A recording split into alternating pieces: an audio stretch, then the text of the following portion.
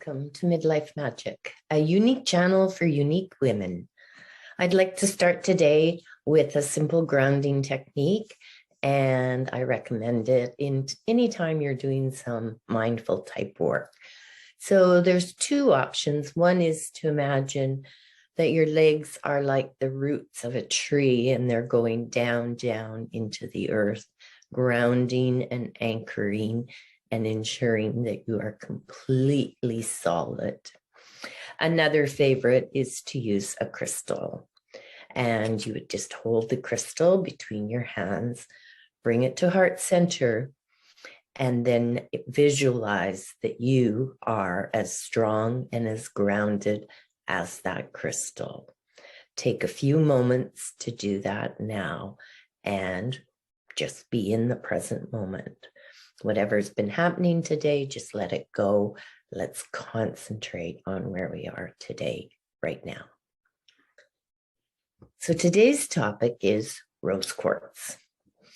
So before we dive into all the wonderful things that rose quartz can do and help us with, I'd just like to go over a few things to remind you that when you are dealing with or working with crystals, you want to ensure that wherever you get them from, you're sourcing them from somebody that's reputable, that they're mined ethically. And anyone who you buy your crystals from should be able to tell you as much as you need to know about that crystal. The other thing that I really recommend is that you cleanse your crystals. A crystal comes to you through many, many avenues. So somewhere it is in the middle of the world, and it's in the middle of the earth or in the earth, and it's mined. So it's mined from there, brought out of the mine, put in a truck or in a shipping crate. Maybe it comes across the ocean, maybe it comes by air, and then it's handled again by the people at the store or the wholesaler, and then it goes to retail, and then those people have all dealt with it, and then it's your turn. That crystal, by the time it gets to you, has absorbed a lot of energy, and a simple cleansing technique will clear that energy. There are many, many different kinds of ways to cleanse crystals. My two, maybe three favorite are sage, smudging with sage. Second is with water, as long as it's safe to be in water. And my third is moonlight, putting my crystals in the moonlight. So before you start to work with them, before you start to bring them into your world, I really recommend that you cleanse them. You would also want to set an intention. What do you want the crystal to do? How do you want to work with the crystal? What job do you want it to have? Rituals come into play here. There can be many different kinds of rituals. I like to use mine in different little ceremonies where I sit with my crystal, or when I'm reading my oracle cards, I use the crystal to hold the deck to keep the energy all nice and grounded. And of course, like always, modify. Make it work for you. Make it fit your life. There are no hard and fast rules. My main mantra is no rules, only tools. The other thing that's fun to do with crystals is to journal your experience with them. And what I mean by that is it doesn't have to be a long, drawn-out experience. All you need is a simple piece of paper, and this is one that I use. And it's just got the name of the crystal and then what you want it to do for you. And then how did it make you feel? And that'll change over time. First time you work with the crystal, you may or may not feel anything, or you may feel a lot of things. And it's interesting to watch how that changes as it goes along. So rose quartz, where does rose quartz come from? Rose quartz comes from Brazil, Madagascar, India, the United States. Those are the more prevalent. There are other places where rose quartz comes from, but those are the main ones. It's associated with Taurus and Libra in the astrology, and it's related to the heart chakra. So rose quartz, there's many different styles you can get, and it doesn't matter, in my opinion, other people differ, if it's raw or if it's polished. And then the shape or the size doesn't matter either. So it could be just very small little pocket stones, could be a wand, or like this little guy, it could be a heart. The rose quartz is the stone of the heart. It's the stone of unconditional love. It purifies the heart. It opens the heart. It gives deep inner healing. It's the stone for love, romance, relationships, all relationships, relationships with your friends, with your family, with your children, with your work co-workers. So rose quartz can be a very, very powerful tool to have in your toolbox when you're dealing with people, and a lot of people. It's the crystal of forgiveness. It has a soft feminine energy, so it's compassionate and it's peaceful, it's calming, it's tender, it gives comfort. A rose quartz is like a day at the spa for your emotions. It's like that soaky bubble bath at the end of the day. Rose quartz can be your spa for your emotions. Rose quartz will dissolve emotional issues, fears, resentments. It's got the divine loving energy throughout your entire aura. There's a deep sense of personal fulfillment and contentment when you work with rose quartz. It allows one to truly give and receive. For so many of us, it's easy to give, but not so easy to receive. Working with rose quartz can help you. And that might be, because of our conditioning, that might be a work in progress for a very long time, because it's just something that's been so ingrained in us that I don't know if we can ever really totally overcome it, but it's worth it. It allows you to have the capacity to give and to receive. So I think I just said that. Rose quartz is the healer for all internal wounds. Rose quartz eases pain and heartbreak. It teaches us how to love ourselves. Another big job.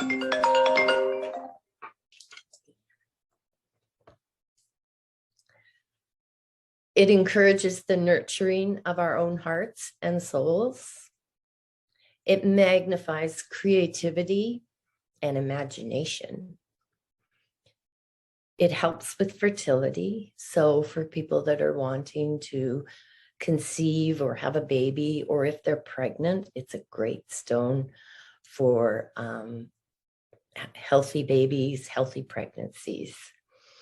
It's great for detoxing, whether that's from food, drugs, alcohol, smoking. It's a really, really good healing, detoxing stone.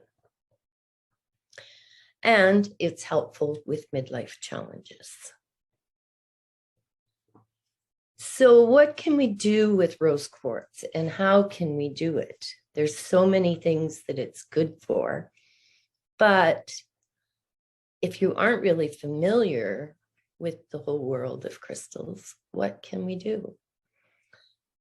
So one of the things, depending on your situation, is that if you are looking or wanting, desiring a love partner in your life, you can place rose quartz crystals beside your bed.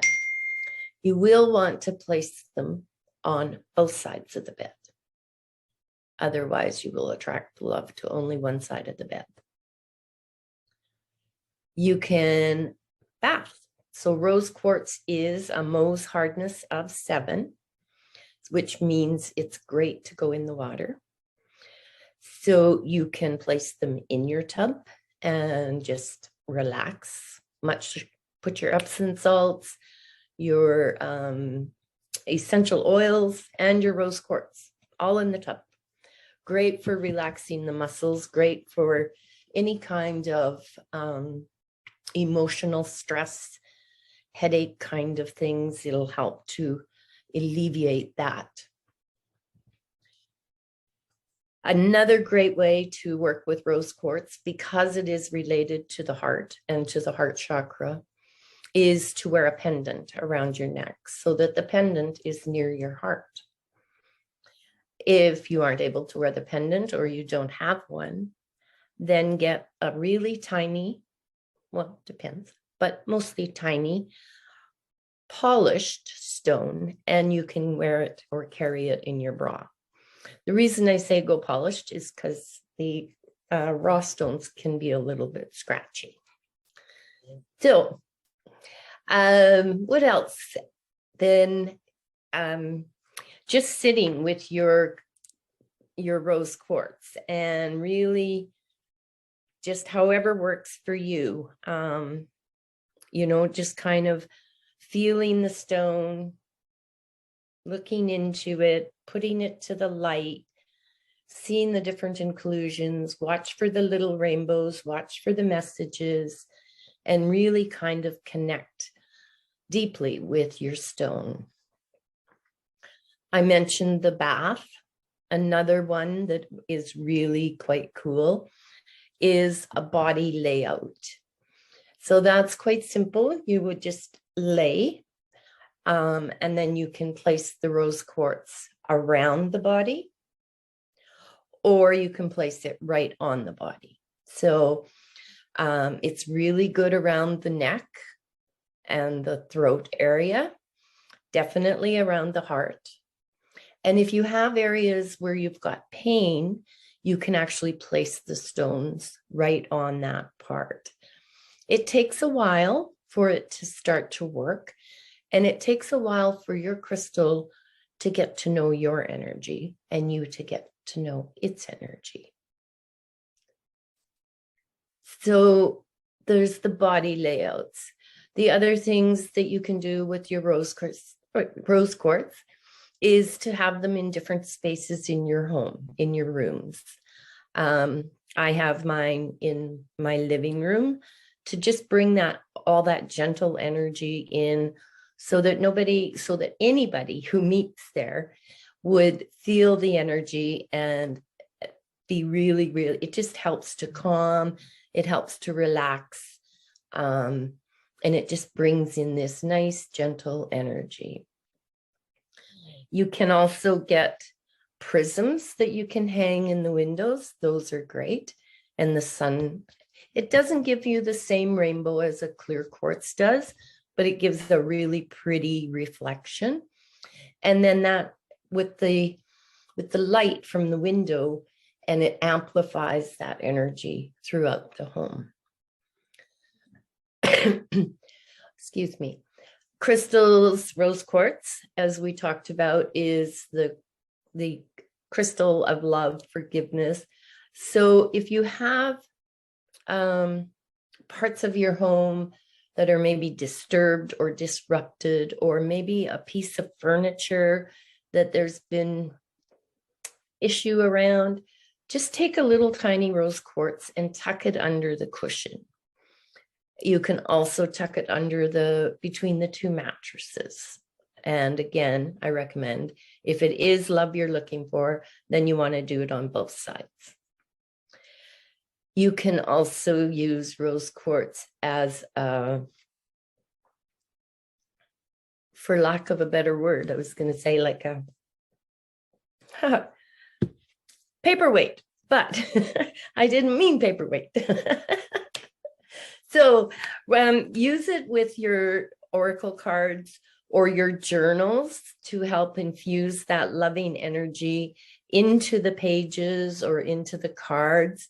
If you're writing and you're journaling, you can have the rose quartz sitting beside you, and it'll help to just bring in the imagination and keeps everything nice and calm, keeps it serene. And you'll just find that the more you work with the rose quartz, the easier things will be and the lighter they will feel. This particular rose quartz, the raw one, also has, and it'll be next to impossible to see, but you might be able to see, there's like a little flat, shiny spot on it. And that's actually called a seer's crystal. So it's like a little, even though the rose quartz is raw, it has like this little piece on it that you can actually look into. And it's called a seer's window on a crystal, which is kind of fun. Rose quartz can be used for cutting cords. It's a little bit soft, but depending on the cords you're cutting, it will work. It will work. But if it's really, really heavy cords or heavy energy, you're going to want a little bit of a tougher crystal. But using rose quartz for cutting cords is a really good tool as well. And so you would just want to begin at the crown of your head, and then you just sweep down, and you just go all the way around your body. And what that's doing is it's just cutting those energy cords from other people. Now, when I say energy cords, it's important to know that even not all energy cords are heavy and bad. They can be energy cords, but they can be good energy cords, but they might not be something that you want to carry with you all the time. So to keep your energy and your aura in tune, it is a really good idea to regularly cut the cords. It doesn't mean it's a bad thing. It just means you need to clear out some of that stuff for room for yourself and for your self-care, your self-love. So it took me a long time to kind of grasp that, because I would think of my kids as good energy cords.